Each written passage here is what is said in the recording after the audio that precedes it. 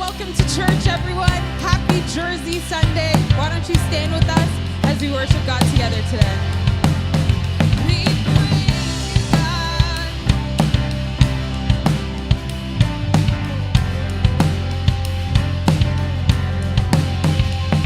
We worship the God who was. We worship the God who is. We worship the God who evermore will be. 'Cause he opened the prison doors, he parted the raging sea. My God, he holds the victory. Yes, there's joy in the house of the Lord. There's joy in the house of the Lord today. And we won't be quiet. We shout out your praise. There's joy in the house of the Lord. Our God is surely in this place.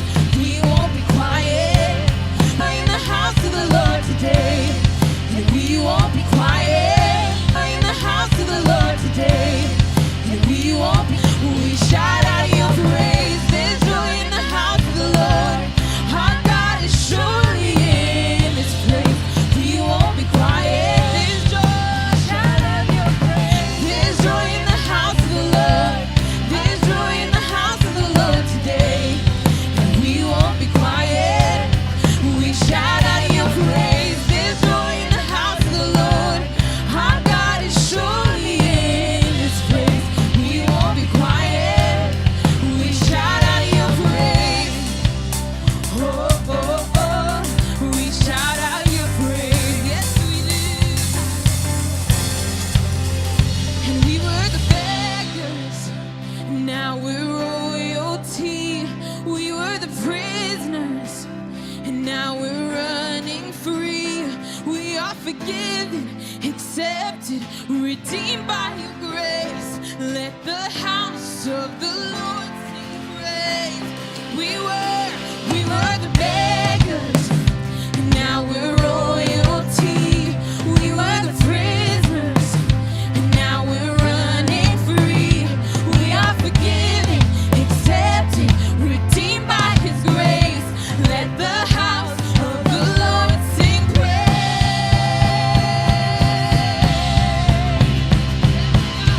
There's joy in the house of the Lord. There's joy in the house of the Lord today, and we won't be quiet. We shout out your praise. There's joy in the house of the Lord. Our God is surely in this place. We won't be quiet. Shout out your praise. There's joy in the house of the Lord. There's joy in the house of the Lord today, and we won't be quiet. We shout out your praise. There's joy in the house of the Lord. Our God is surely in this place. We won't be quiet.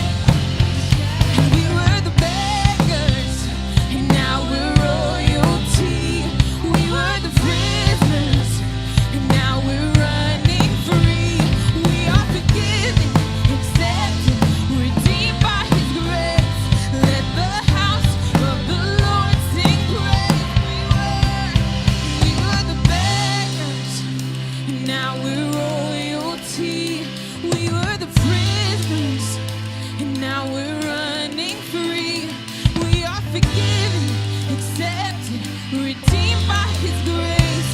Let the house of the Lord sing praise. Praise you, God. We praise you, God. Yes, we do. His name is worthy to be praised.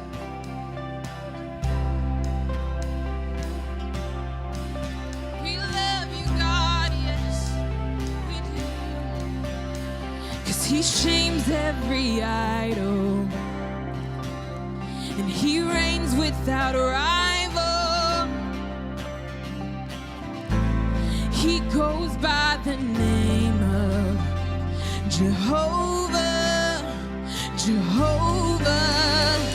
He speaks into nothing. Yes, he does. And darkness goes running. He goes by the name of Jehovah, Jehovah.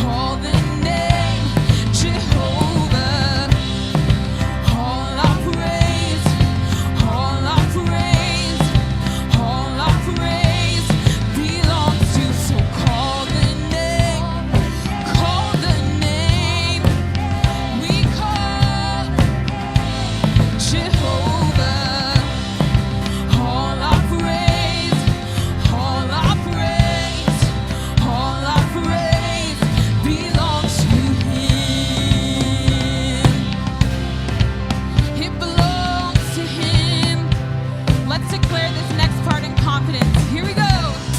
Jehovah Nissi fights your battles. Can we say? Jehovah Nissi fights your battles. Jehovah Nissi fights your battles. Yes, he does. Jehovah Nissi fights your battles. Jehovah Nissi fights your battles. Jehovah Jireh meets your need.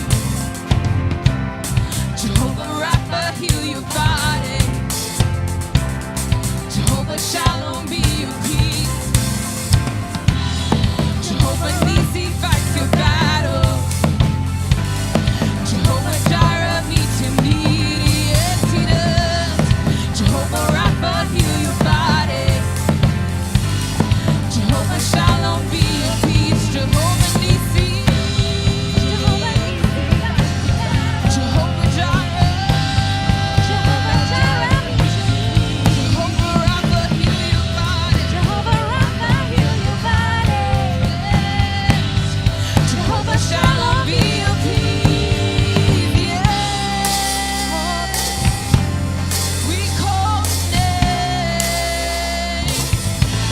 Jehovah. All our praise, all our praise, all our praise belongs to Him. Call the name, call the name. We call the name Jehovah. All our praise, all our praise, all our praise belongs to Him.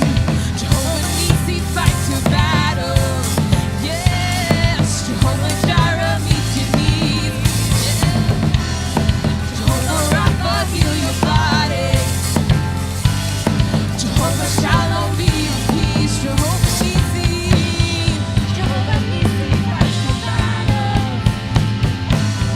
Jehovah Jireh meets your need. Jehovah Rapha heal your body. Jehovah Shalom be your peace. Yeah.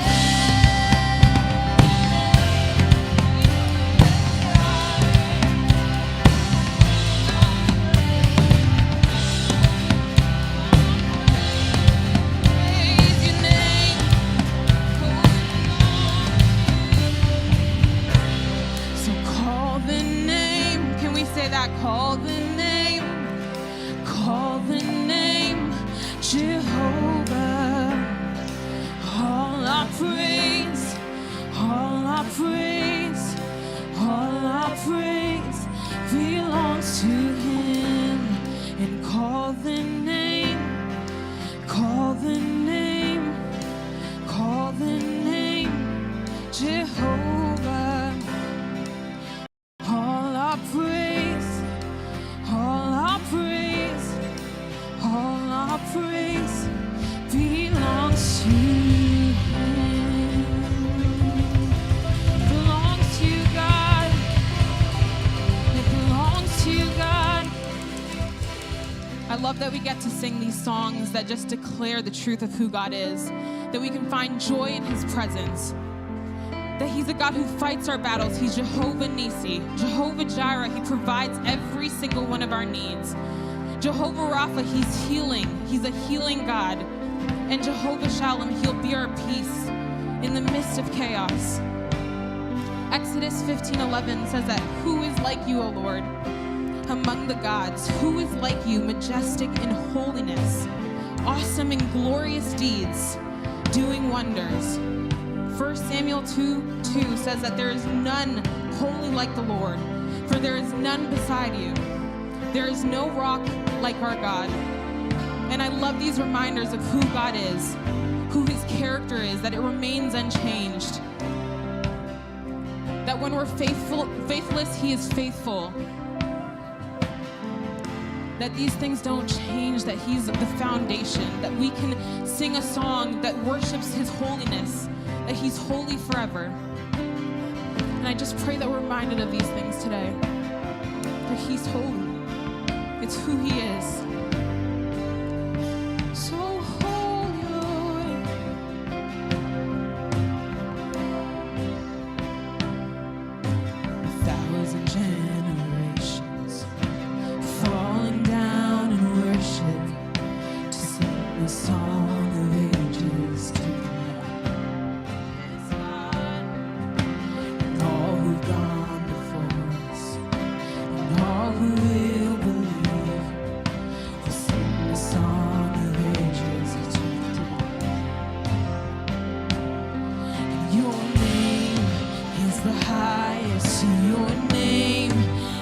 greatest, your name stands above them all. All thrones and dominions, all powers and positions, 'cause your name stands above them all.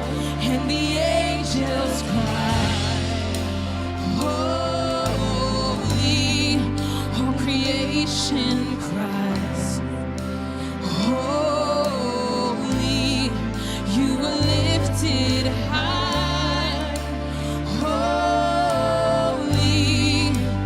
holy forever.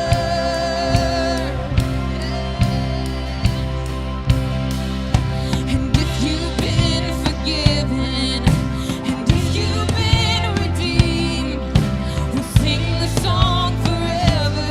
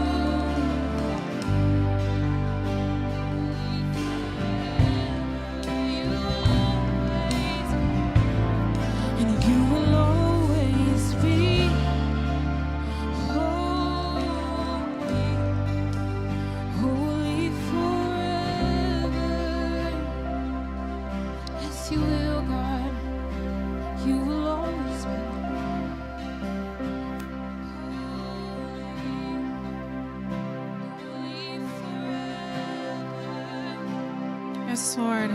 Lord, we just thank you for who you are. We thank you, God, that you are a God who never, ever fails, that your name is higher than every other name. I can't help but think, as this room is full of jerseys and people representing different teams and different athletes, the ultimate champion of our world is Jesus Christ. And I'm reminded that the ultimate person we represent is him. It's his world. It's his game. It's his universe. It's his name that we lift higher than any other name. It's his name that we cheer for. It's his name that we worship. It's his name that we support.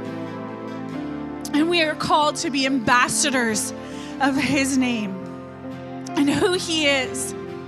So that when we sing Holy Forever, it's not just a song we sing on Sundays. It's an anthem that is played throughout our lives, day in and day out, because he's so worthy of it. He's so holy and deserving of it. That is the God that we serve today, and I'm so thankful that we get to come together and we get to lift him up. We don't need a sports game. We don't need an ice rink or a football field to worship God. We can worship him anywhere and everywhere, and he's worthy all the time. He's always the winner. He's always victorious.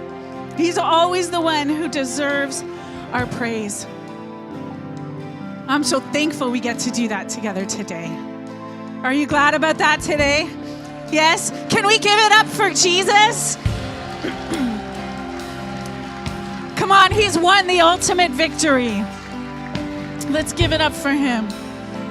Go ahead, you can take your seats.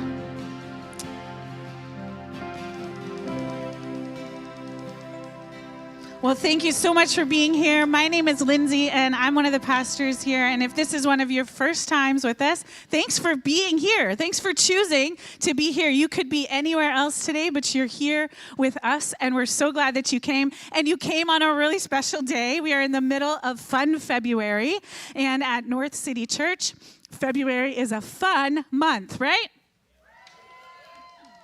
That's right. So we have lots of things planned this month. Today happens to be Jersey Sunday, same day as the Super Bowl, but just a fun day at church where we get to celebrate together, play lots of games before the service. As you know, there were games happening in the presentation center, and there's going to be other games happening throughout the morning service, some fun afterwards. It's a great day to be here, and especially if it is one of your first times, we hope you feel welcome. We hope that on your way in, you were able to stop by the Welcome Center. If you weren't, we hope you do on your way out. There's a gift there for you. We always give gifts to people that are here for the first times because that's so fun. We love to just bless you and give you something.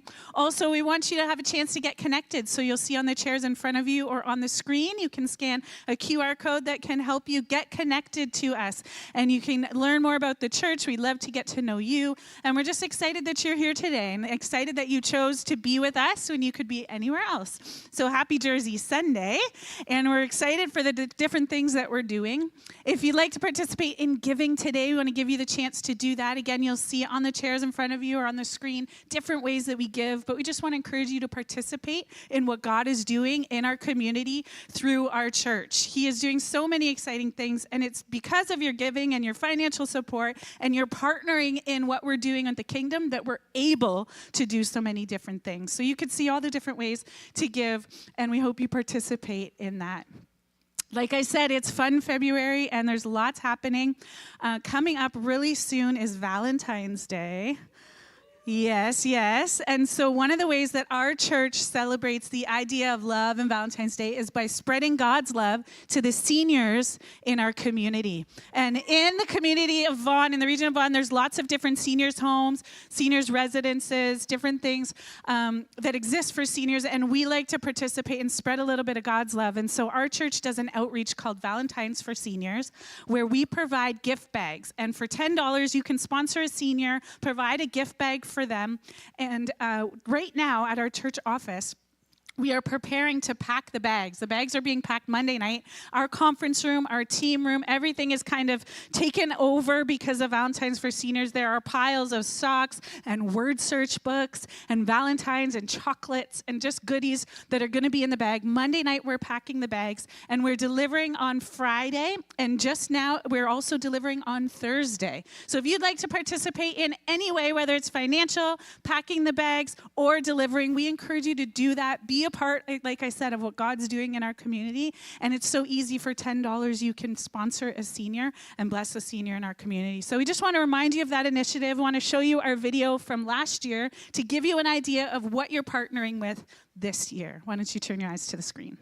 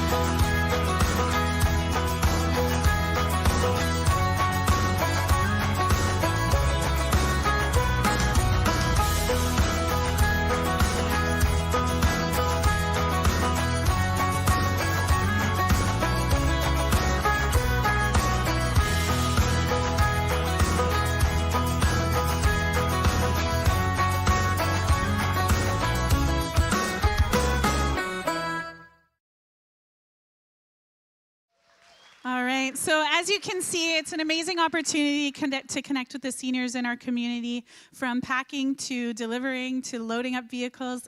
Every time we get to a facility, we stop and we pray before we go in, just to ask God's presence and blessing to be with us. And that really, these gift bags, they're not about the items in the bag.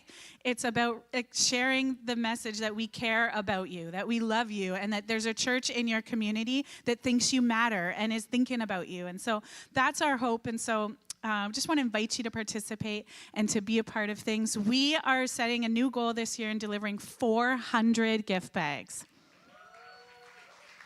So that's 7 different facilities. And hey, it takes an army. So if you think, oh, well, I'm not needed, you are. Please consider how you can participate. And if nothing else, if you can also just be praying that what happens through this outreach is an eternal impact. It's something that matters beyond the gift itself and into eternity. Okay? All right, well, that's not all for Fun February. Next Sunday is Family Day weekend, and we are doing a special family service right here. All the kids will be in this service. We're going to be doing more giveaways, games, activities, and just enjoying each other's presence and being together as a family. You're going to hear testimonies and stories, and we've got a very special thing happening after church next Sunday. We have a Christian resource company called Equip, and they're coming, and they're going to be bringing Bible study and spiritual journey, like learning learning and growing materials for families, for people, for kids, for teenagers. There's going to be Bibles, study material, devotional material in our lobby set up next week, all available for purchase. So we want you to come prepared for that next week after church. It's going to be an awesome time. You can enjoy the different resources, and we're excited about the day in general, just being together as one big church family, celebrating and having fun together. And lastly, before we get the Jersey Sunday activities happening, on the final Sunday of the month, the 23rd, is our Baptism Sunday. If you've been considering baptism, I want to encourage you to take the plunge, to take the next step, to really take an opportunity to declare your faith. You might think, I'm not ready. You might think, I've been thinking about it for a long time. Can I tell you something? If you've been thinking about it for a long time, it's time now to do it. You don't need to qualify to get baptized. There's no test that you can pass or fail. It's simply a matter of, have you chosen to follow Jesus with your life? That's it. It's not about perfection. It's just about a decision to follow Jesus. And baptism is, according to Scripture, the very next step. So we encourage you to participate in baptism. Spread the word. At the end of the month, February 23rd, is our Baptism Sunday. Okay, well, that's all from me for now. I want to invite to the stage Pastor Terry and Eugene that are going to lead us. Would you welcome them? Good morning, good morning. Hello, welcome. Hello, hello. Welcome. How many are you ready to have some more fun this morning? All right. As mentioned, my name is Terry, and this is the very talented Eugene. Eugene, why don't you tell them what we're up to? Well, we're going to play a game of Kahoot. Now, as you can see, there's a little bit of a competition here. Should we right? get over this awkwardness? Now, just a little bit awkward. A little bit of a... Go Habs. So, interesting bit of information before we move on to the Kahoot. You remember 9 years ago when we got Austin Matthews? Anybody No. remember that? No. Scored 4 goals in his first game. We still lost. I don't remember. So in 9 years from now, it'll be 67 years since the Leafs won the Stanley Cup in 67. So we're hoping within 9 years, okay? So in order to carry along with what we're doing here, we're going to be playing a Kahoot. Now, how many of you have played Kahoot before?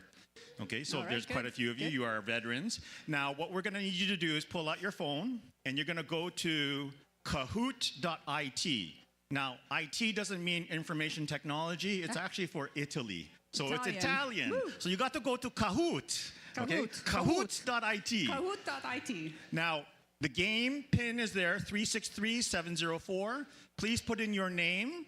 We do have people at the back monitoring this, so if you put in a name that doesn't sound right, we're going to have to change it or dismiss you from the activity. I also want to encourage some of you that are maybe sitting here saying, I know nothing about sports. Why would I even want to play this game?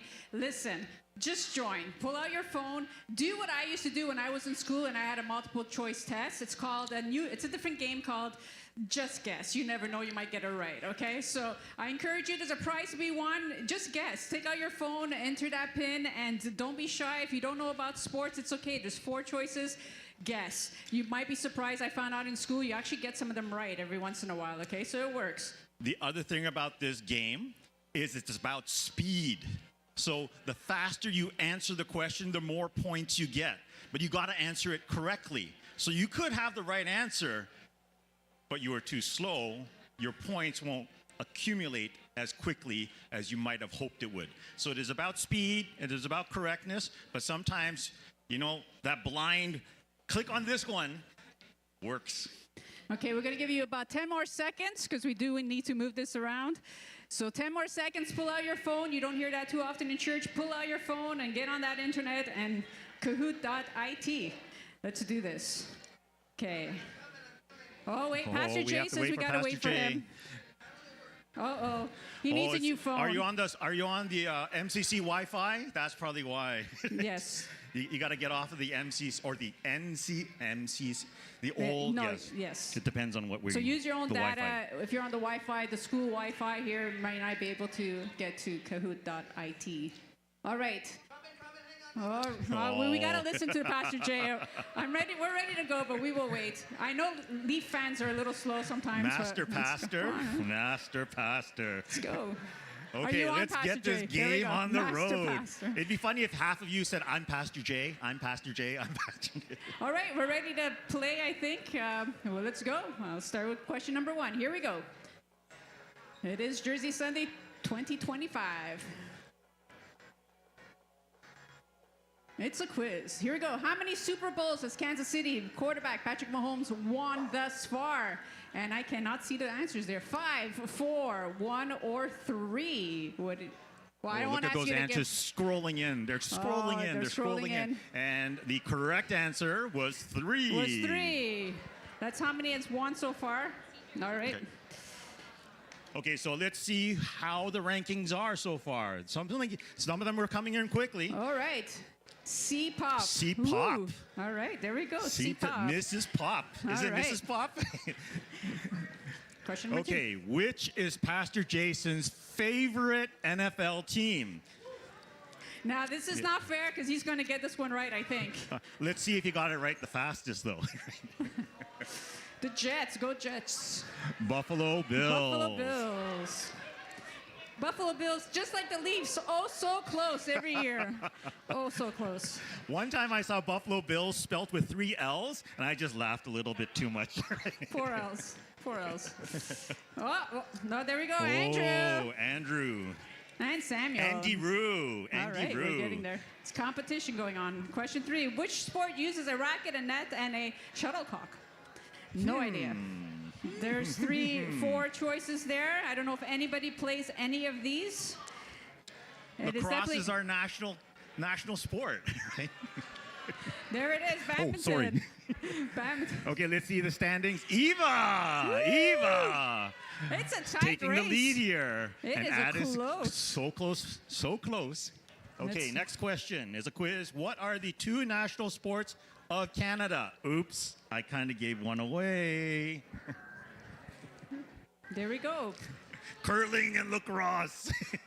Maybe basketball. We know basketball was invented here. Yes, In Canada. it is lacrosse and hockey. Lacrosse and hockey. Let's see the standings.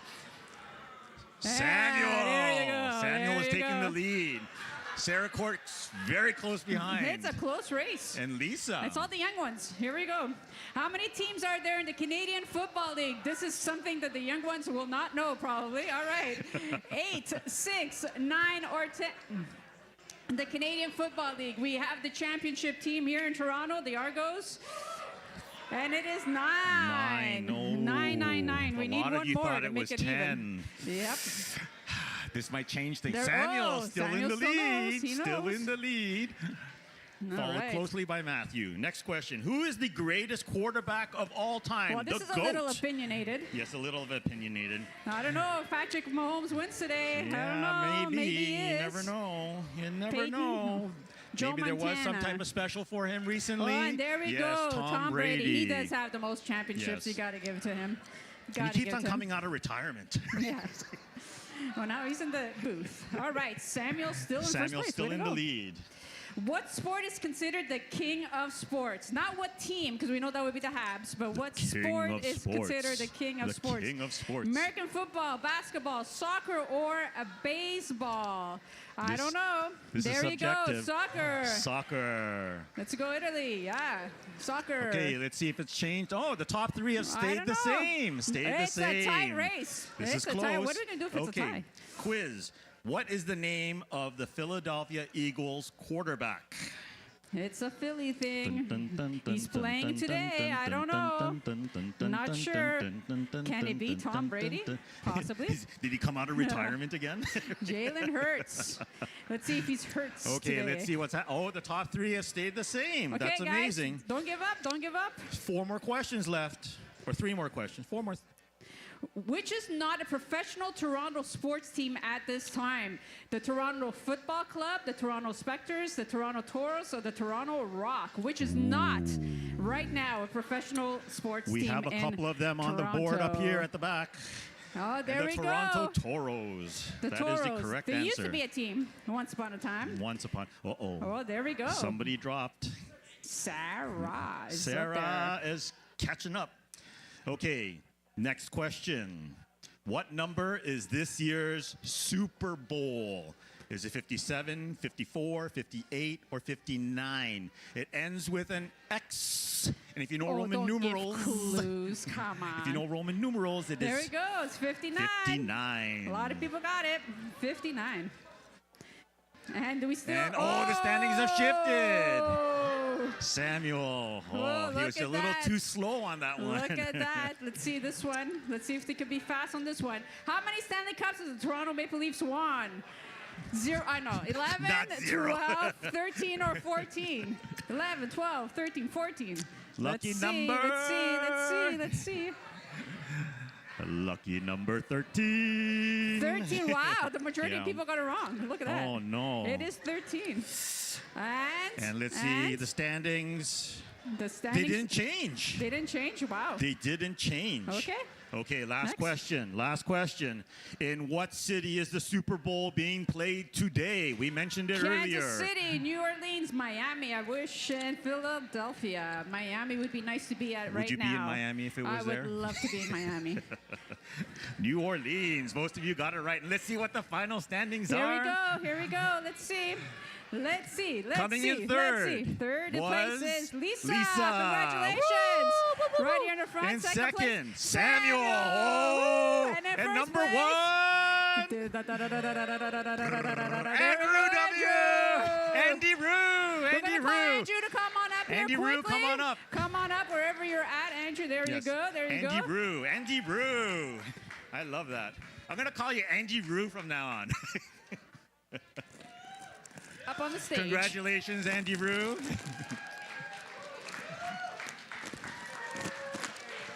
Wearing a Andrew? Toronto jersey. Yes. Tell us a little bit. What's your favorite sport team? The Toronto Maple Leafs. All right, let's get off the stage. Let's get off the stage. All right. Thank you, everybody. Thank you for playing. Thank you for playing. Thank you. All right. Well, obviously, this is a room that likes competition, and it's a room full of winners. You are in luck because this next game is going to have multiple winners. That's right. We got 5 winners for the next game. That's right. Hey, by the way, we forgot to introduce ourselves. yes. I'm Lindsay, if you don't know, and this is... And if you don't know me, you're in the wrong service. Oh. No, I'm Alex. Okay. All right. He's showing up.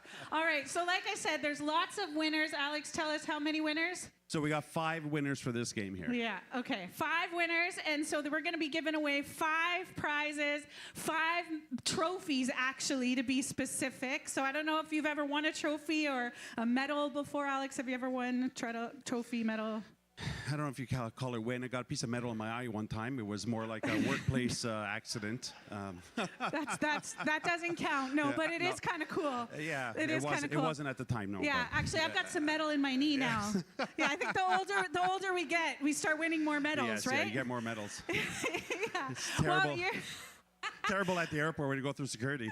I was hoping that I'd set off an alarm, but not yet. Actually, I haven't been anywhere, so I need to go somewhere before I can set off the alarm. But anyhow, you're going to win some trophies. It's going to be really good. We're going to have lots of fun here. We're excited. Alex, tell us about the prizes that they're going to win. Not just the trophies, but the prizes. We have 3 bronze prizes. They're $25 gift cards. One of them is to Chick-fil-A.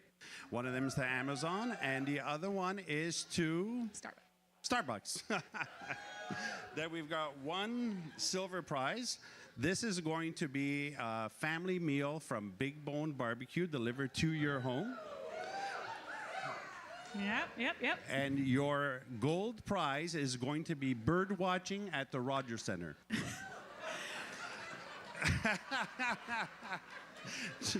Toronto You Blue heard that Jays right. versus the Mets. You heard that right. Bird watching at the Rogers Center. I'm not a big sports guy. No, but it's going to be a good time, I think. It So is, we've got 2 100%. tickets picked out for that. It's going to be great. We're looking forward to it. Hey, let's get into how you're going to play. Are you ready to play? Okay, all right. So you need some things in your hat, in your pocket for this game. You need to make sure that you have lots of speed. This game requires speed, okay? You got to get there quickly. You got to be like, my mom used to say quick like a bunny. I don't know. But you got to get there quickly. You got to get up out of your seat. You got to find what you got to find quickly. Also, you need to have good eyesight. You got to keep your eye on the target. You got to be focused. You need those things for this game. What else do we need for this game? You're going to need skills. Apparently, you got to get on your hands. You got to get on your knees, balance on one leg. You're going to need strength. You need to be very committed. You're going to have to push all the way from start to finish. Yep. Did my wife help write this? Because this is the same rules I have at home for dinner. No. Okay. She might have paid me to get it in your head, Yeah, She's I trying got to it, I got reinforce it. the rules. Yeah, so it's going to be really good, but the other thing you got to do before we can start, everyone's got to be really still, okay? Before we can start, you got to be really still because we don't want anyone to have an unfair advantage, so you got to get ready, be still, and then here's what you're going to do, okay? Are you being still? Yes? All right, okay. Here's what you're going to do. Today, underneath of 5 chairs in this room, be very still. Underneath of 5 chairs in this room, there are trophies. And if it's under, hey, you got to be very still. You know what? Put your hands in the air. Everybody hands in the hands air. in the air. That's it. We got some cheaters in the room. We need Both some hands in the air. Rick. Both hands, Rick. Both hands. Rick. All right. All right, here's what we're going to do. If you have a trophy under your chair, you're simply going to get it and bring it up here, and we will award you with your prize, but you got to be still. So wait, put your hands in the air. Now wave them like you don't care. Go ahead. Go ahead. All right, and when we say go, when we're 3, 2, 1, and we say go, then you can go, but not yet. When we say go, ready? 3, 2, 1, go. The center row looks like a football game. Come on. Bring up those prizes. Bring them up. Where's the trophies? Find the trophy. If you have a trophy, I see come chairs up. are flying. Come We got right up one here. trophy here. We've Right got up 2 here. trophies here. Yep, come on up. Come on up. You can come right on stage right here. Yep. Come on up. 3 Awesome. Way to trophies. go. Right here. If you have a trophy, there should be 2 more. 2 more trophies. Love, check under my seat. Check Maybe under, I got one check myself. under all the No. chairs. Check under all the chairs. There's 2 more. Find the trophy. Find the trophy. There was at least one in every section. So where were you sitting? Over there? Where So were you if sitting? it's not under yours, check the other Over here? chairs. Okay. There's another one here. We've got one more. Awesome. Come on up. And there's one more. One more. Keep checking. Keep checking. They're not hard to find. They're just taped right there, very loose. Look at this. What happened to the competition in this room? Everybody's just looking at me. Check under your chair again. Check beside you. Come on, man. These are good prizes. You want to win? Check it out. What do we got so far? We've got bronze, silver, gold. We're looking for a bronze. One more bronze. guys. One more bronze. All right. Did anyone get the one back there? Did we get that? Yes? Okay. Did we get one back here? Yes. There was 2 in this section and 1 in this section. Yeah. All right, well, let's give away these prizes anyways, because I can't go find it right now. So here we go. All right, why don't you tell us your name and which prize you won? My name is Bojana, and I won bronze. Bojana, do you have a favorite sports team? Not really. Not really. She's here to play. She's here for fun. All right, next we have, say your name for us. My name is Daniela and I got bronze. All right. That was Daniela, right? That was quick. That was Daniela. Yay, bronze prize. Here we go, next. My name is Bethany and I got silver. Silver, awesome. And Nathan and I won gold. Oh, here's our gold winner. okay. All right, so Alex, why don't you tell them their prizes again so we can celebrate together? So bronze, we've got a $25 gift certificate Woo! to Chick-fil-A. We also have a $25 gift certificate to Amazon. We've got our game day meal for silver. Yes, yes, yes. And we've got our bird watching for gold. All right, awesome. Okay, well, thank you very much for playing, guys. You can take your seats. If anybody finds a trophy today, come find me and you will get your prize. But it's out there, so you just got to find it. You got to keep your eye on the prize. Or you and I are going to go to Starbucks later. Yeah, All right, that's a good perfect. idea. Good. All right, thanks for playing, everybody. Hey, I want to welcome you, to the guys. stage Jackson Max.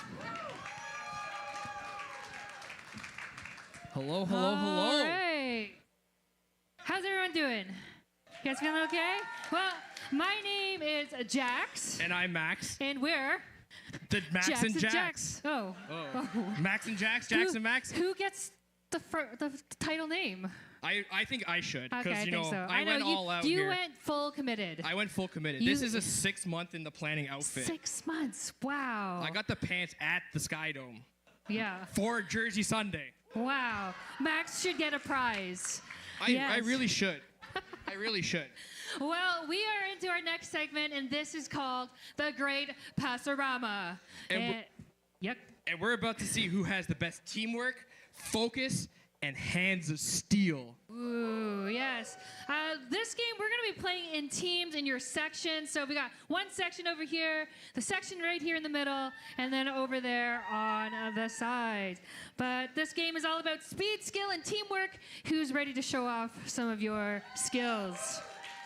Now, before we get into any of the fun and excitement, we got to go over the rules. Because, you know, rules keep everything simple, competitive, Yep. but also structured. Yes. You got to have structure. Yes, it can't be just chaos. No.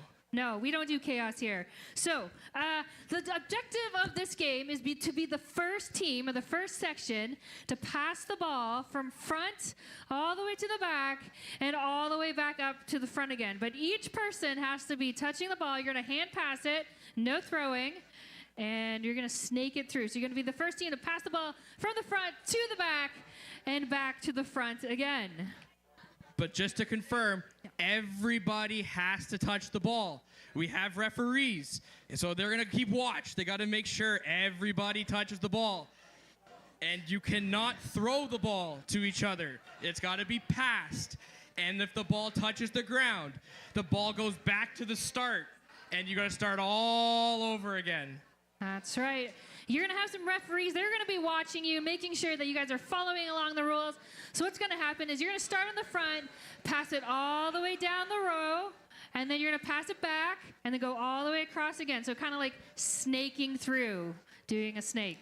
So without further ado, let's meet our referees. Welcome our referees. Our referees in the vests. Yes, they are going to be wearing the vests. They're going to be your coach and refs at the same time, and they're going to help you make sure this game goes off without a hitch. So remember, you're going to go from the front to the back, handing it to each person in your row. You're not going to be able to throw it. If you drop the ball, you're starting from the front, okay? Alrighty, teams. Are you ready? No, I don't think that right I don't think they're section's ready. How's the I section? don't think they're ready. Are you ready? Center section, are you ready? Oh, you're not ready. Are you ready? Yeah. Left section, are you ready? All right, on the count of 3. 1, 2, 3, go! Go! Let's go, let's go, let's go! All right. We've Oh, got some center section hustle. slacking a bit. From the front Start to again, go. start again. They're starting over. Oh, left section's going, left section's going.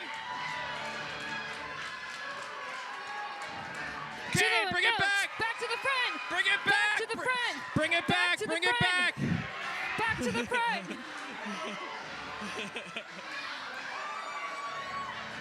Oh, middle section had to start over.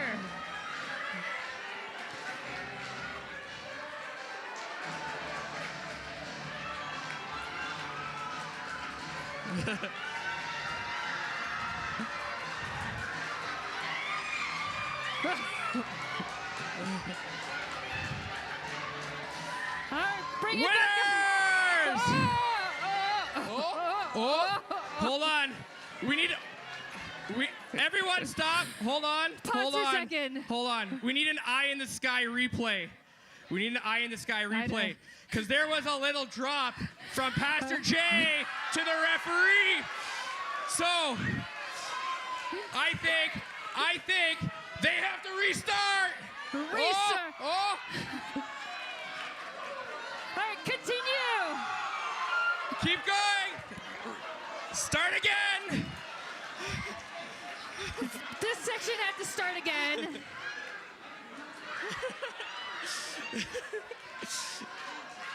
It was a pass. Middle section, slow and steady. Slow and steady.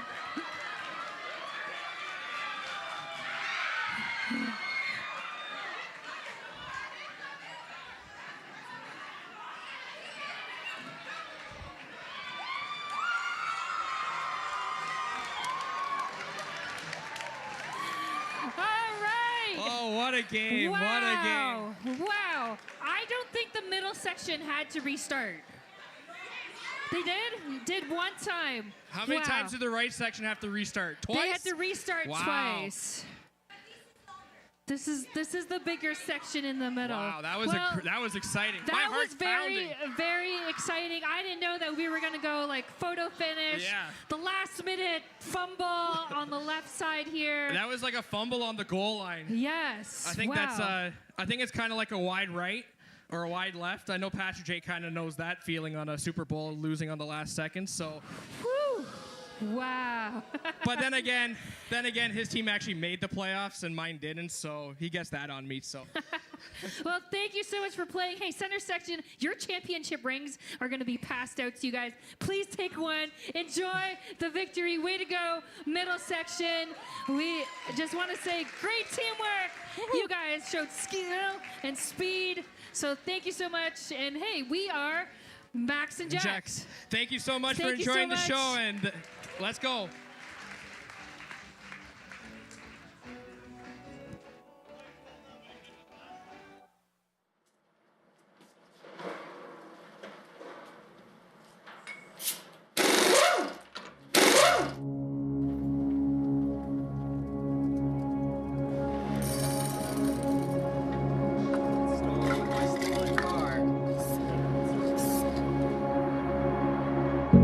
Two 2,000 years ago, Jesus told us that we are a city on a hill and the light of the world.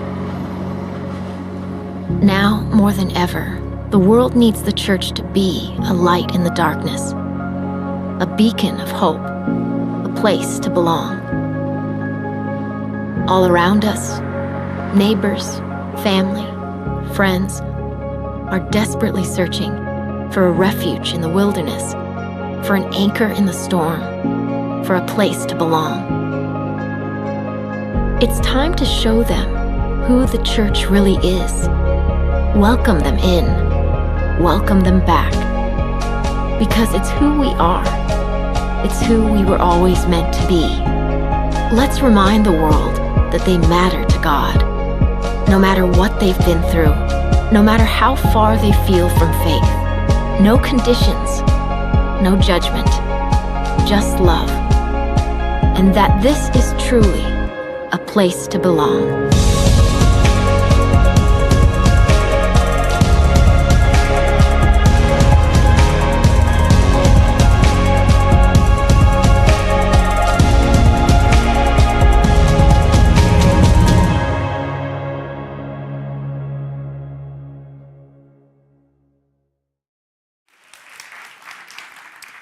Well, hi, everybody. My name is Jason. I'm the lead pastor here at North City Church, and welcome to Jersey Sunday. But before I just need to clarify something. I did not fumble the ball. I just want to clarify. The referee, Steve, I passed it, and he went like this. Ooh! I have soft hands. I'm a baseball player. You screwed it up, referee. Thank you very much. So just want to clarify that. I am a winner, you're the loser. So I typically wear maybe a Toronto Maple Leafs jersey, but they seem to not be good ever. Or I wear a Blue Jays jersey and they seem to not be good ever.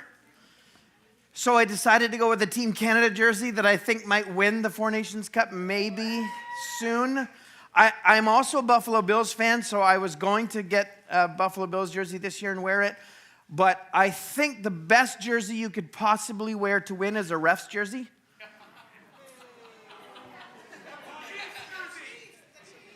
Yeah, that's a ref's jersey. You wear a Chiefs jersey, it is the same as wearing a ref's jersey. That's kind of how it works. The Bills got refed out of the Super Bowl this year for sure. I am a full-out conspiracy theorist. Prove me wrong. It's the truth. Anyway, I'm wearing Team Canada today, so hopefully none of you can hate me. Hopefully we can have all the love today. Welcome to Jersey Sunday. It's one of these days where we just try to have a little bit of fun in church. How many know you can have fun in church?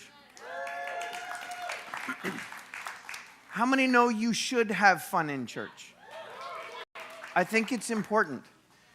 We have some sayings here at North City Church that help me and help our staff on the inside when we're planning things to care for the culture of our church. We have a missional statement that's called Connect and Serve. Connect with God, connect with others, serve God, serve others. That's kind of a core mission of who we are and what we do. It guides all of our ministries and all the things that we do, like Valentine's for Seniors you heard of earlier. But we have some other statements that are kind of philosophically missional for us. One of them that we used, like when we did last week, which was Youth Takeover, is when we talk about it, it's lean toward the younger and lean on the older. And for us internally, that means that we need to have a posture that's toward our younger ones, because they're not just the church of the future, they're the church of today. And they're the ones that are on the cusp of about ready to do great things for God and doing great things for God. And so we lean on the older because hopefully we're the ones that have the experience and the resources, and we've learned a lot of life so that we can understand what real faithfulness is to push through and help guide our younger ones. So it's lean toward our younger and lean on our older for strength. Come next week when we get to Family Day, it's the idea of you should be both holy and happy. Because the problem is, if you think you're holy but you're not happy, you're probably not as holy as you think you are. Because if your holiness always looks like this, nobody wants to be around that kind of holiness. That's not actually holiness, that's grumpiness. Nobody wants to be around that. If you look at the stories of Jesus in the New Testament, you find that he reserves his, not grumpiness, but his strength of what seems to be anger toward people for the people who are really stuck up in their holiness. And then you see him, and he's just the person that all the kids want to be around. Kids don't want to be around grumpy people. Kids want to be around people who are happy and who are fun. Now, that doesn't mean we don't have holy moments. But I believe that holiness and happiness happen at the same time. Reverence is a different thing. There's reverent moments that we shouldn't be laughing and cackling and all, because it's a reverent moment. But we can still have happiness on the inside, and we can still have holiness. And so that's going to happen next week on Family Day. We're going to do a lot of fun stuff.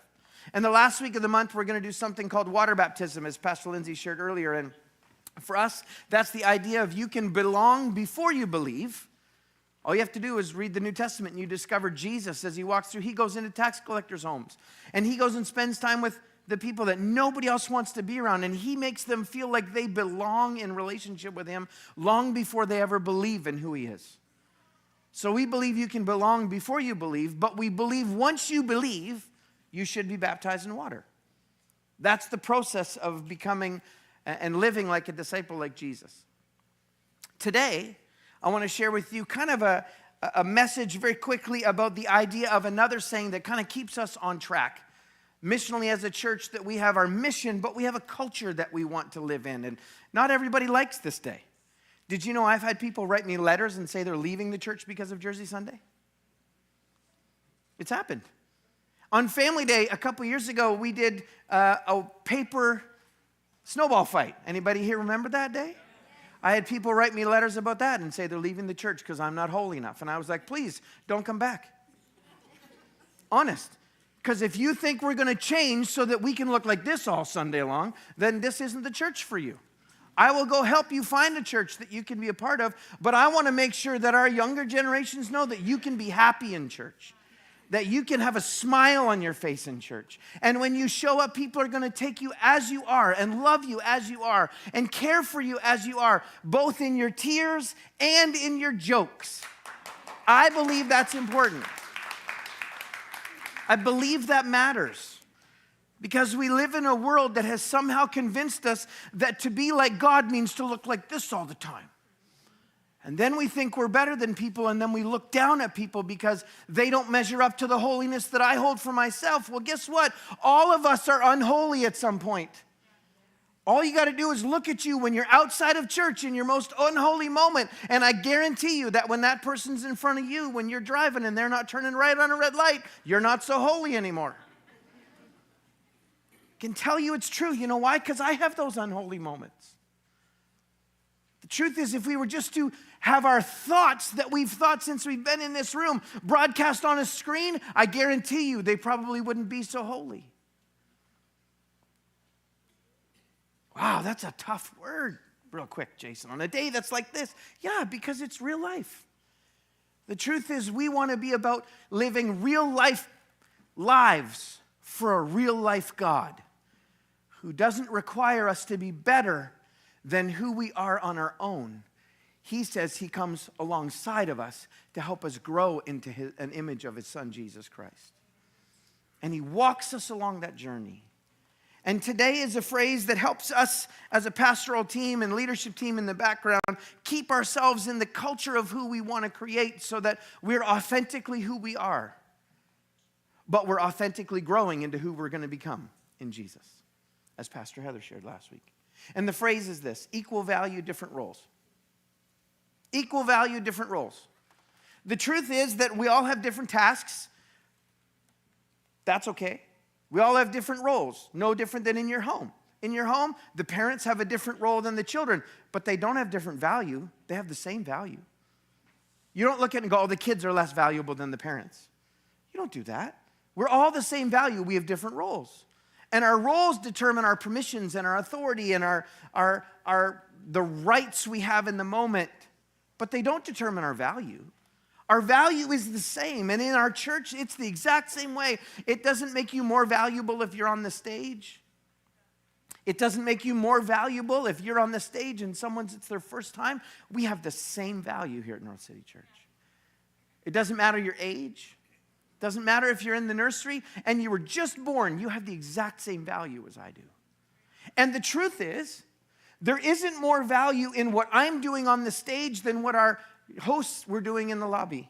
You see, because some people are going to like a sermon like I preach, and some people, the sermon is their life. Some of you will walk out of here and you'll go, what did Jason speak on? I have no idea. It made no sense to me. I don't even like it when he speaks. I don't go to the church because when he talks, that's not what I go to the church for. But man, the music. Or you know what?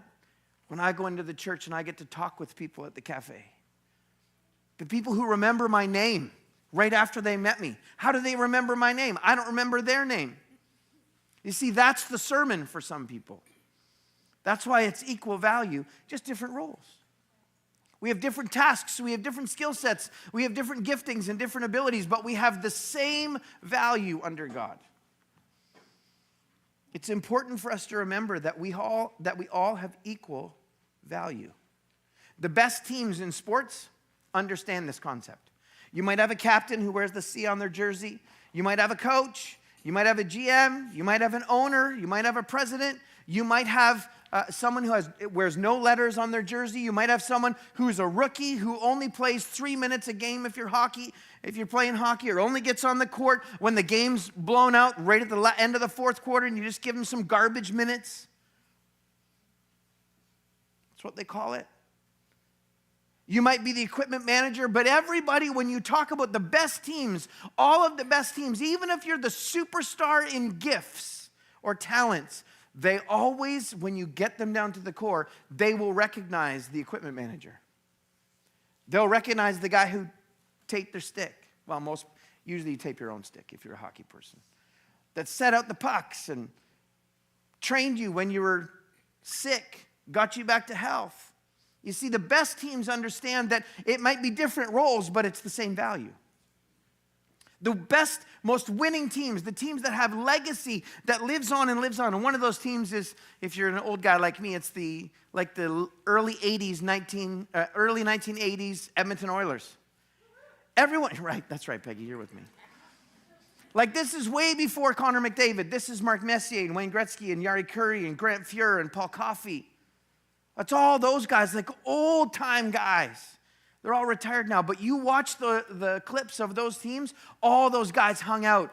And even if you were the Dave Semenko and you were the cement head guy and we're not allowed to fight in hockey anymore. That's like way offside. But back in the day, that's what happened. And you had the guys that were even the enforcers. They sat around with the superstars when they had dinner because they knew that everybody played an equal value, just a different role. See, it's important for us to remember in our cultures, in our societies, in our homes, in our workplaces, sometimes we've lost the plot and we attach value to our role.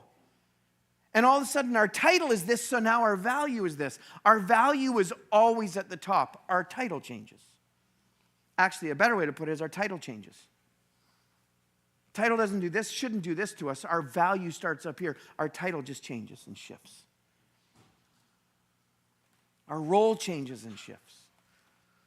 It's important to remember that in our lives and in our church and in our homes, that we don't attach value to an age, that we don't attach value to a tenure, that we don't attach value to a skill, like the person's worth, that our worth is attached to who we are because we are. Because God made all of us. And He made every one of us uniquely special. He wired us uniquely special. We have the same value before God. And He loves every one of us the same. And we need to learn how to value each other the same. It may change our role. It may change our permissions. I understand that because I'm the lead pastor of North City Church, my permissions are different maybe than some other people because I'm the lead pastor. I understand that, but it doesn't change my value. Just because I'm up here doesn't make me any more valuable than you. It doesn't change your value, it doesn't change my value. There's a story in the Bible, talks a lot about this, and I'm going to probably read it faster than you've ever heard someone read the Bible scriptures in the Bible before, and I'm going to go through it super fast, and I want to draw a point for you. But here's the story. It comes from the Older Testament, which is the first half of the Bible, and I'm going to bring it into the Newer Testament in the second half of the Bible, but it's the story of the Jewish people, and they'd been taken captive from Israel into ancient, what was called Babylon, or modern-day Iraq. There's a city in Iraq today called Babylon. You can go there. And it's all kind of torn down. They're rebuilding parts of it now, but it's an ancient city, and the Old Testament ancient kingdom of Babylon took the Jewish people captive. And there was a guy who was by the name of Nehemiah, and he was raised in Babylon as a Jewish captive. And when he's there, he hears all the stories of the people who've been in captivity for years and years and years. They're singing songs about Jerusalem, going, when can we go back to Jerusalem? Oh, Jerusalem, when can we go back there? The city that has been torn down and destroyed. And Jerusalem was this beautiful, majestic city that the Babylonians totally demolished. When they brought the Jews captive, they destroyed the city. They knocked down all the walls. They trashed the city, and it was broken down. All the gates. It had 12 gates all the way around the ancient city. They knocked down all the gates and destroyed the doors and took it off the hinges and knocked down all the walls. And Nehemiah goes to the Babylonian king. He says, King, would you grant me favor so that I could go back to my homeland in Israel and I can rebuild the walls of Jerusalem? The Babylonian king agrees. Nehemiah, a few days later, after he travels for a few days, gets to Jerusalem. And when he gets there, there's lots of Jews that are still there because some of them were scattered throughout the region. The Babylonians left some of the Jews there just because they were like, well, we don't think you're that much worth it. We're going to take the seamstresses and all the iron workers and the steel workers and the gold workers. We're going to take all of you to Babylon. Some of the regular Jewish people, we're just going to leave here because you're not going to be worth it to bring back to Babylon. And those Jewish people were still there. Nehemiah gets back to Jerusalem and he looks around and he goes out at night and he spies out the old city. It's all just rubble, all just heaps of rubble all the way around. And he starts to make strategic conversations with people who are leading different areas. And he says, hey, I'm here. We're going to rebuild this wall. We're going to restore the glory of our people. We're going to make a monument to God again, the God of Israel, and we're going to restore Jerusalem. And I want you to see what happens here real quick. In fact, I'm not even going to read the whole bunch. I'm just going to read the first part, so it'll be on the screen. This is what it says. Nehemiah's gone out, and he's marshaled all the resources of a whole bunch of people. So I'm going to say some really Old Testament names real quick. So here we go. Then Eliashib, the high priest, rose up with his brethren, the rest of the priests, and they built the sheep gate, which was one of the 12 gates. And they consecrated it, and they hung its doors. They built it as far as the Tower of the 100 and consecrated it, and then as far as the Tower of Hananel. Then next to Eliashib, the men of Jericho built. And next to them, Zaccur, the son of Imri, built. Also the sons of Hassanah built the fish gate. They laid its beams and hung its doors with all its bolts and bars. And next to them, Meremoth, the son of Urijah, the son of Koz, made repairs. Next to them, Meshullam, the son of Berechiah, the son of Meshazabel. I got it, Meshazabel. Made repairs. Next to them, Zadok, the son of Bana, made repairs. Next to them, the Tekoites, they made repairs. But their nobles didn't put their shoulders to the work of the Lord. Interesting, the people who thought they were better than everybody else refused to partner with everybody else. Also, Jehoiada, the son of Paseah, and Meshullam, the son of Besadiah, repaired the old gate, and they laid its beams and hung its doors with its bolts and bars. And next to them, Melatiah, the Gibeonite, Jadon, the Meronothite, the men of Gibeon and Mizpah, they repaired the residence of the governor of the region beyond the river. Next to him, Uziel, the son of Harhiah, one of the goldsmiths, made repairs. And next to him, Hananiah, one of the perfumers, made repairs. And they fortified Jerusalem as far as the broad wall. And next to them, Raphiah, the son of Hur, leader of half the district of Jerusalem, made repairs. Next to them, Jediah, the son of Harumaph. How would you like that name? Hi, I'm Harumaph. Yeah, whatever. We'll just call you Harry. No offense to anyone in the room named Harry. And I'm just... all these weird names. Verse 10, okay. There, Harumaph made repairs in front of Jerusalem and in front of his house. And next to him, Hattush, the son of Hash, made repairs. And Malchijah, the son of Harim, and Hashub, the son of Pahath Moab, repaired another section, as well as the Tower of the Ovens. How would you like the Tower of the Ovens? And next to him, Shallum, the son of Halohesh, just call him Hell, leader of half the district of Jerusalem. He and his daughters made repairs. Interesting. Hanun and the inhabitants of Zanoah repaired the valley gate. They built it, hung its doors with its bolts and bars. And Rahab, the leader of the district of Beth Haserim, repaired the refuse gate, or what's called the dung gate. The gate that they'd take all the refuse out, human waste, and they would dump it outside the city right there. Eventually, we're going to skip all the way down. And I want us to get to verse 23. Can we get there? Can you guys find me at 23? I'm going quicker than we had planned. There we go. After him, Benjamin and Hasub made repairs opposite their house. After them, Azariah, the son of Messiah, the son of Ananiah, made repairs by his house. After him, Benui, the son of Henadad, repaired another section from the house of Azariah to the buttress, even as far as the corner. Palal, the son of Uzziah, made repairs opposite the buttress and on the tower which projects from the king's upper house that was by the court of the prison. After him, Pedaiah, the son of Parosh, made repairs. Moreover, the Nethinim, who dwelt in Ophel, made repairs as far as the place in front of the water gate toward the east on the projecting tower. After them, the Tekoites repaired another section next to the great projecting tower as far as the wall of Ophel. Beyond the horse gate, the priests, they made repairs, each in front of his own house. After them, Zadok, the son of Immer, made repairs in front of his own house. After him, Shemaiah, the son of Zechariah, the keeper of the east gate, made repairs. After him, Hananiah, the son of yada, yada, yada, yada, yada. You get all the way down to the bottom, and it says, after him, Malchijah, one of the goldsmiths and the merchants, made repairs. Here's the point. We have this ancient story that's 1,000 years before Jesus comes on the scene. And they list all these regular people. Some of them are high priests. One is the high priest. Some are priests. Some are goldsmiths. Some are perfumers. Many of them are sons, fathers. Some of them are daughters. Some of them are goldsmiths. They're just regular people with regular names. And I want you to notice something that Nehemiah writes down. What I love about the Bible is not filled with just a whole bunch of amazing miracle stories. The Bible is filled with everyday life. Everyone goes, I don't want to read all those names. Right, but that just shows the Bible is just filled with everyday life. But here's the key. The story of the rebuilding of the walls of Jerusalem are filled with people saying they did this, and next to them, as in beside them, these people did this. Regular, ordinary people doing regular, ordinary stuff. And eventually, after they do it and they rebuild the walls after like 60 days, 45 days, then you have a whole bunch more people come on the scene. It doesn't say next to them anymore. It says after them. All these regular people with just regular sons and daughters.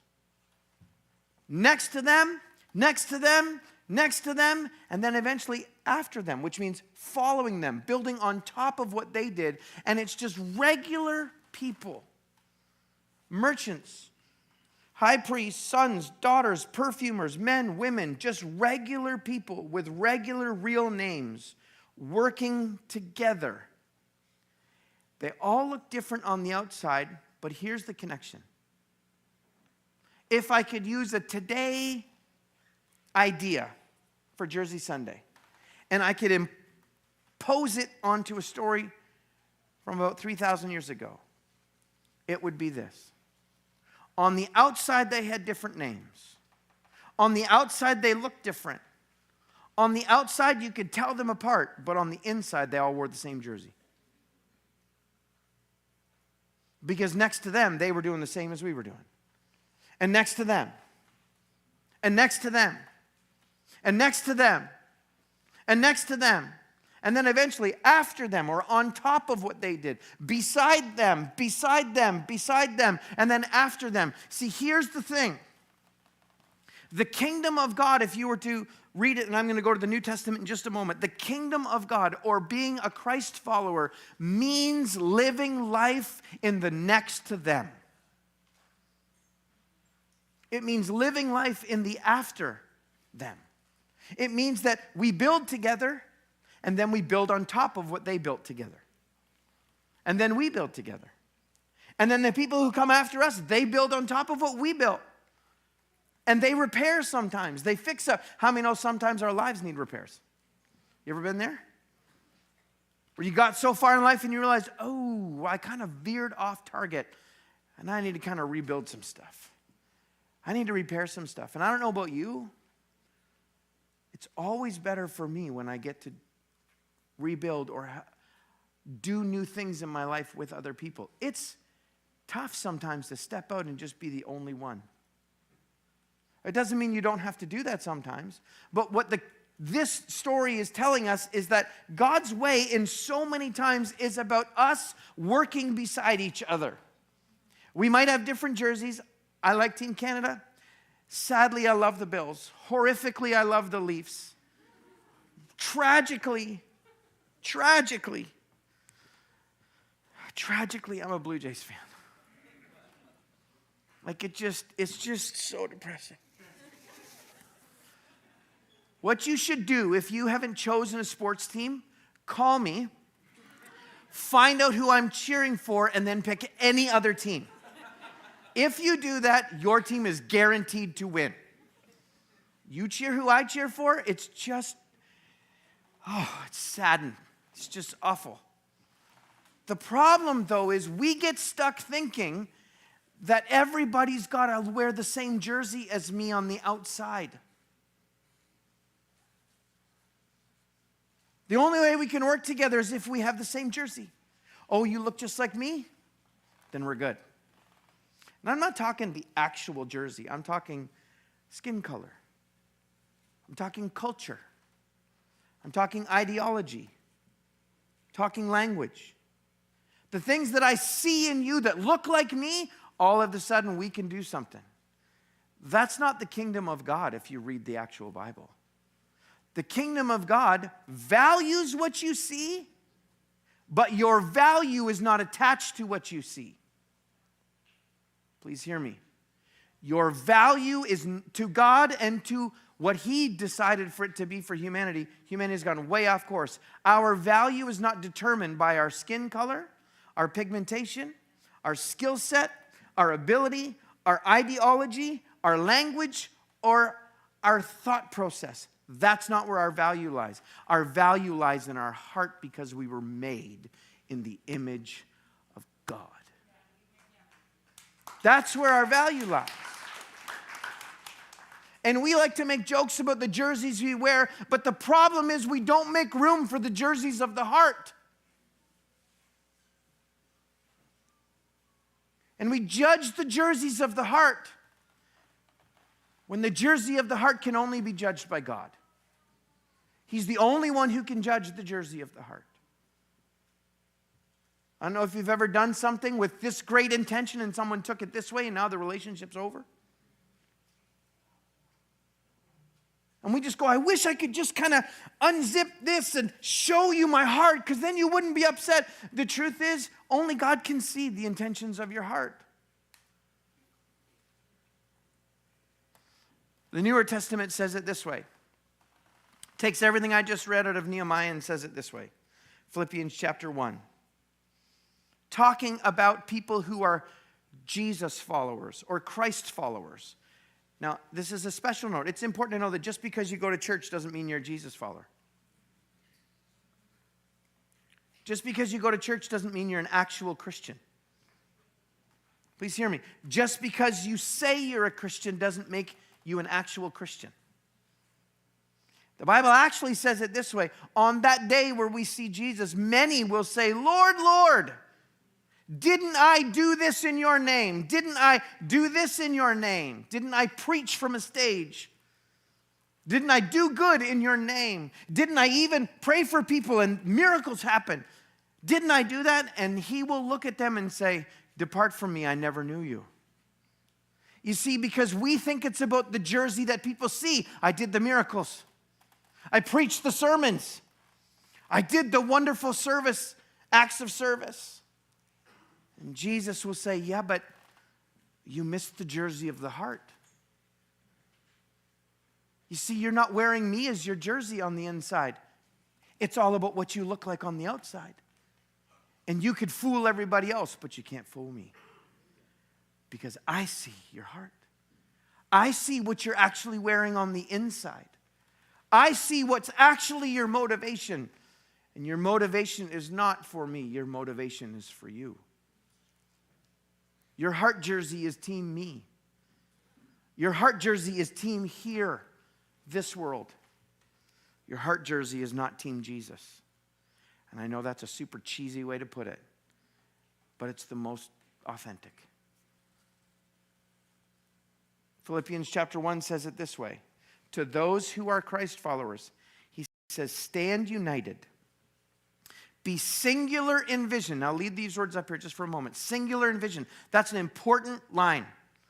Because singular in vision talks about our heart and our motivation. Doesn't talk about our skin color, our language. Did you know you can have the same heart as somebody and not even speak their language? Do you know that? Do you know how I know? Because I've traveled to many different countries in the world and gone to church services. And they've been singing in Spanish. And I can't sing a word of it. Yet everything in me is worshiping with them. And I don't even know the words they're singing. I don't know what they're saying. But I've been in Israel where they're singing in Hebrew. I've been in Israel where they're singing in Arabic. I've been in Germany where they're singing in German. And they have the same heart as me. I have no idea what they're saying, but I feel it.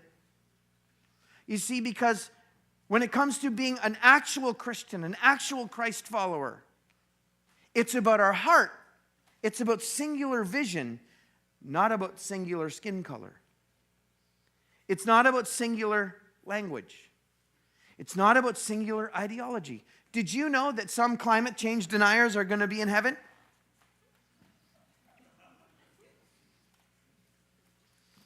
I'm going to say that again. Did you know that some climate change deniers are going to be in heaven? And did you know that a whole bunch of tree huggers are going to be in heaven? Sorry, is that okay? Like, the problem is we separate on ideology instead of unify on our heart.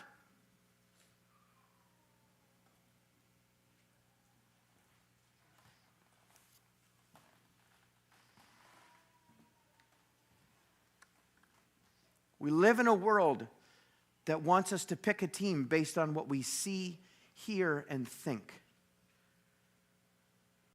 rather than what Jesus has done for us on the inside. We need to contend for people's trust in the message.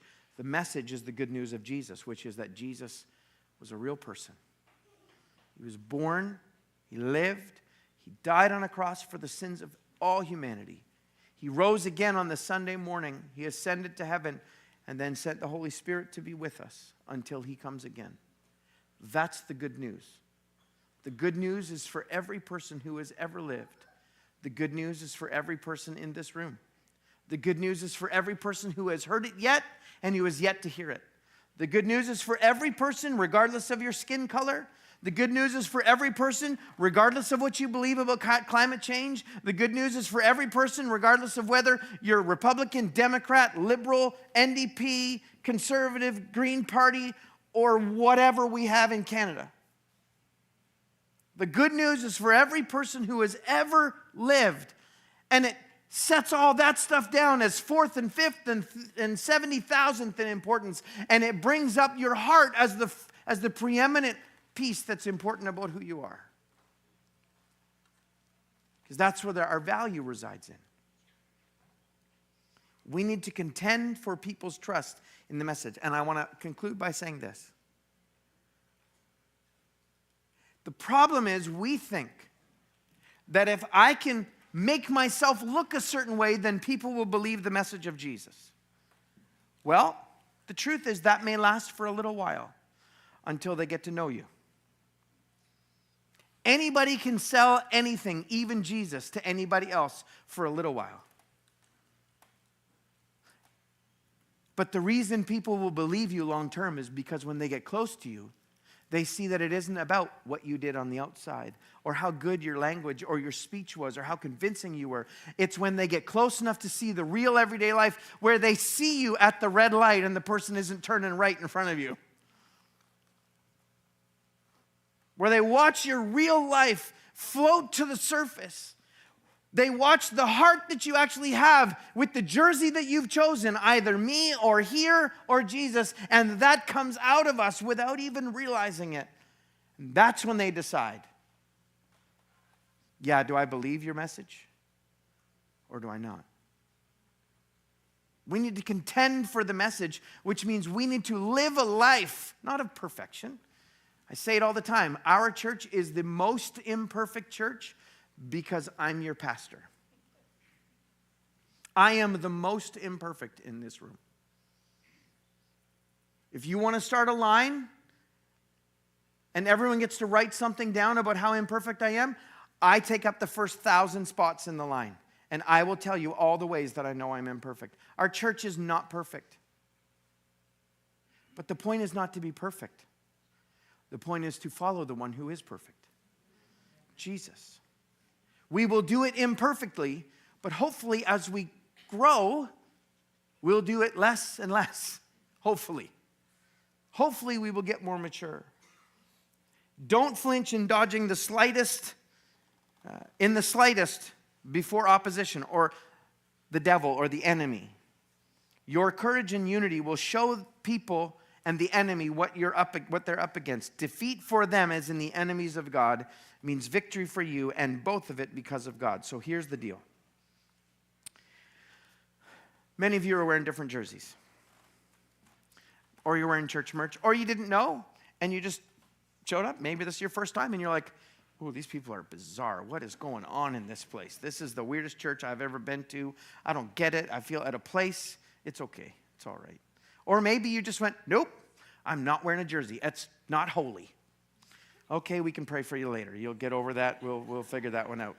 It doesn't mean we're not holy. We'll help you with that one. What I want you to walk away with today is this. What jersey is on your heart? Well, it's a little cheesy, Jason. It's totally cheesy. That's why you're going to remember it. What jersey's on your heart? You see, because if your heart jersey is about you, guess what? Then you have to support you in everything. And can I tell you something? Life brings along a lot of things that you can't figure out. How do I know that? Because it happens to me every day. I have no idea what to do with this one, God. I can't figure this one out. I don't have enough money. I don't have enough talents. I don't know the Bible enough. I don't seem to get the answers I need in prayer all the time. I don't have enough people around me who can make it all happen. And if you're wearing the jersey, maybe not of you, because you're maybe not that arrogant, but you're wearing the jersey of this world, and you're relying on your investments, and you're relying on your titles, and your jobs, and your physical strength, and your ability to think and reason. Maybe you're relying on your talents. Maybe you're relying on money that's been passed down. Maybe you're relying on hitting the jackpot someday. Maybe you're relying on your own strength. Can I just tell you something? Eventually you will run into something that you and the resources of this world cannot remedy. There is only one jersey for your heart that will actually fit. Every other jersey is a counterfeit jersey. Your heart was made to fit the jersey of Jesus. Your heart was built for it. It's kind of like wearing a jersey that you got when you were 7. Now, admittedly, I haven't grown a whole bunch since I was 7. I'm still a similar height. But if I try to put that jersey on now, that's about 180 pounds ago. Maybe not. Maybe it was somewhere in there. I don't know. You're just not going to get into it. Your heart was made for one jersey, and it was a relationship with Jesus. Any other jersey will only fit and feel good for a while, until eventually it doesn't work anymore. Until eventually you don't win the championships anymore. Until eventually it doesn't protect you. Eventually it doesn't carry you. Eventually it doesn't give you the courage you need, because all other jerseys run out. All other jerseys run dry. All other jerseys will let you down when it matters the most. So the question is, what's the jersey of your heart? Well, that's a really weird question, Jason. This is my first day here. I just came because my neighbor bugged me, and I just wanted to shut him up. I just want them to say, hey, yeah, you came to church once, okay, now you don't have to ask me till Easter. All right, we're good. This is a weird thought. Well, see, the Bible tells us that there's only one thing that God recognizes in our heart, and it's our trust in Jesus. It's our relationship with Jesus. All other things matter, or God wouldn't have made us in community. He wouldn't have made us with the skills. They matter. Our talents matter. Our resources matter. Our families matter. Our skills matter. How well we think and how we process. Our skin color matters. Our language matters. All of it matters. It just doesn't matter most. What we look like on the outside matters. It just doesn't matter most. What matters most is Jesus in our heart. Do we have a personal relationship with Jesus? That's what matters most. It's called the message, the good news. And if you already have that in your heart, then the question is, have you forgotten that we're supposed to be working together, as in next to them and next to them? Have you forgotten that what we're building isn't just for us, it's for those that will come after him? After him. After them. If you already have Jesus jersey on your heart, have you forgotten, and are you trying to do it all on your own, and you've missed the fact that you're meant to be working beside other people of faith to build something that none of us can do on our own, but that we were all meant to do together? Have you forgotten that? You got Team Jesus on your heart, but you've missed Team Jesus in your life. Or the question is, you don't have Team Jesus on your heart. So all over the room today, I'm going to ask you to bow your heads and close your eyes with me, not because it's spiritual or mystical, just because it's private. Just for a moment, I'm going to ask the question of this.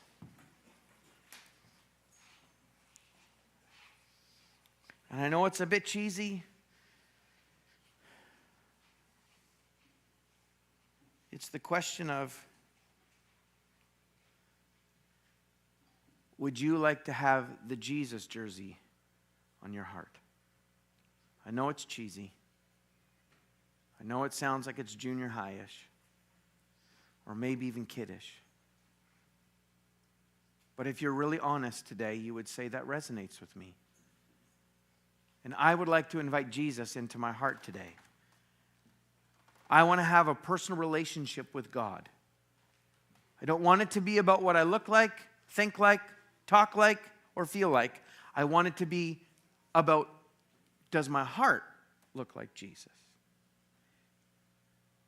And you would say, Jason, that's me today. I would like to give my life to Jesus. I would like to invite him into my heart. I would like him to be the name written on my heart, over top of my name. I want to wear the jersey of Jesus. Is there anybody today to put your hand up and say, yes, that's me. I'd like to give my life to Jesus today? Maybe if you're watching online, yes, I see that hand, and that hand, and that hand. Yes, I see that hand. If you're watching online, you can click the button, raise a hand, and one of our online hosts will connect with you. You'd say, yes, that's me today. I want to give my life to Jesus. I'd like to invite God into my life. I want to have that personal relationship. See that hand? Thank you for having the courage to do that. You may put your hands down. Last question before I pray is this. You would say, Jason, that's me. I have what I believe is personal relationship with Jesus. I'm wearing the Jesus jersey, but I've missed the fact that I'm supposed to be working with my other people who are wearing the Jesus jersey. I'm supposed to be working next to them, and not necessarily physically, but on mission for God. And I'm on mission for me, or I'm on mission just for my family, but I want to have a recommitment to work for God in my business place and in my home and at my school. I want to make sure that I remember that my value is not attached to what I do. My value is because I am. Is there anybody in the room? You just put your hand up and say, Jason, would you remember me with that prayer? I want to yes, many hands. I want to remember that my value is not attached to what I do. My value is because God made me. Yes, many hands. Many hands. Thank you. Let's pray. If you put your hand up to invite Jesus into your life today, you can use words like this from your own heart, because it's about your heart, not my words. Jesus, I invite you into my life today.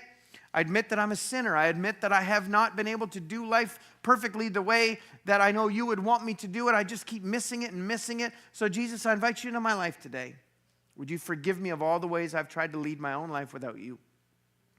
I believe that you are the Son of God. Would you help me live the rest of my life for you the best way I can, knowing that I will do it imperfectly, but I will follow you because you're the perfect one. Give you my life today. For those of you who put your hand up for the other question, Jesus, would you help me to remember that my value is attached to the fact that you made me, not because of what I do, not because of how I think, not because of how I speak, or the way that I look, or the gifts or the talents that I have. Those are great, and thank you for giving those to me, but my value is attached to me because you made me. Help me to remember that and to live in that truth and reality. Thank you, Jesus, for everything you're going to help me with. Amen. Amen. Thanks for sticking with me. We're going to give away our last few prizes. Would you welcome those to the stage? Thank you so much, Pastor Jay. Yes, we have some more Jersey fun to be done. Yeah, someone stop me. All right. If you are wearing a jersey or church merch, you got to put your ballot in this here basket. And we have 3 snack baskets that we are going to be giving away. Who would like to walk away with one of these wonderful looking snack baskets today? Anybody? Anybody? Okay, maybe we'll give some loud cheers another ballot. Would anyone want to walk away with a snack basket? Yeah.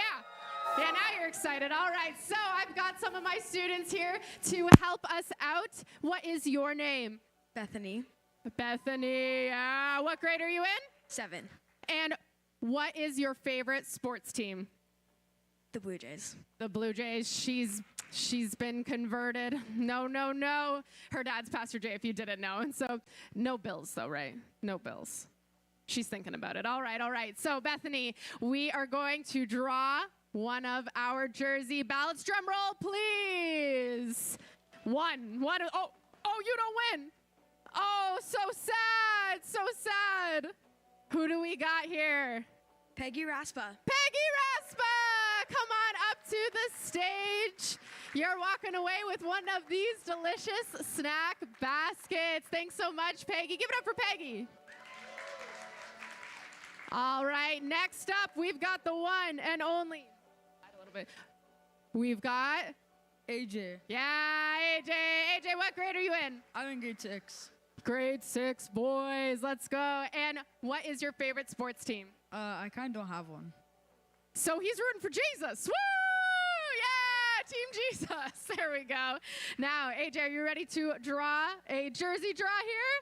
Yeah, okay. Drum roll, please. Are we throwing any on the ground? Yeah, I taught him well. You don't win. Now, one name. Let's go. And who? Oh, is there one name? Okay, we put that one back. Who do we got here? Another Raspa. Joe. Sorry. Wait, which one? Joe Raspa. Y'all got to work on your handwriting. We'll go again. Oh, that's very nice. We're going to go again. He doesn't win. Hi, Joe. Okay. Drum roll, please. No more Raspas. No more. Which one? Brian. Gonzalez Brian. Brian's coming up. You'll see Pastor Jackie just there to get your snack basket. Amazing. All right, and we have one more snack basket. Who do you think? Who do you think it's going to be? Probably another Raspa. Let's be honest, but you don't get to win. There are 3 of you, so we could. All right, here we have MJ. And MJ, what grade are you in? 12. Yeah, let's hear it for MJ. Let's hear it for MJ in grade 12. And MJ, C. So you're probably going to be happy later. Anyways, we'll see. We'll see. All right, MJ, we're going to do jersey draw. Oh, they don't win. And they don't win. But who is the winner? Eugene Chung. Eugene! Woo! Let's go! Amazing. Awesome. That's all of our jersey draws. Now just have some lovely children, some beautiful kids in our kids ministry. You must pick them up first before you enjoy the nachos. Otherwise, they're nachos, but they are your kids. So please go pick up your kids, enjoy some nachos out in the atrium, take a photo at the photo wall. Thank you so much for joining us for Jersey.